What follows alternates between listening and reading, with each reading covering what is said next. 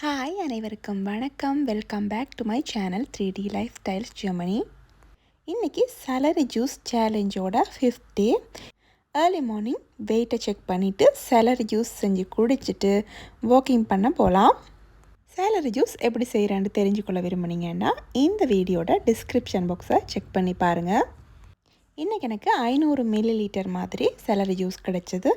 Salary ஜூஸை குடிச்சிட்டு walking போகலாம். இன்றைக்கி 10,000 ஸ்டெப்ஸ் டார்கெட் பண்ணியிருக்கிறேன்.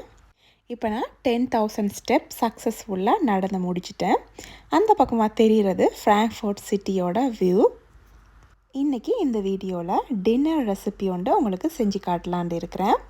இதில் நீங்கள் பார்க்க போகிறது என்னோடய ஃபோனில் இருக்க ஒரு ஆப்ஸில் நான் எவ்வளவு ஸ்டெப்ஸ் நடந்திருக்கேன்னு காட்டுது. அடுத்ததாக வெயிட் லாஸ் மஷ்ரூம் சூப் செய்கிறதுக்கு ஒரு சட்டியில் கொஞ்சமாக ஆலிவ் ஆயில் சேர்த்துட்டு அதில் இஞ்சி, உள்ளி, வெங்காயம் இது மூண்டையும் குட்டி குட்டியாக வெட்டி சேர்த்துருக்கிறேன். இதெல்லாம் கொஞ்சம் வதங்கினதும் ஸ்லைஸ் பண்ணி வச்சுருக்கிற மஷ்ரூமை இதில் சேர்க்க போகிறேன். எல்லாத்தையும் நல்லா கிளறிட்டு ஒரு மூடி போட்டு அவிய விட போகிறேன்.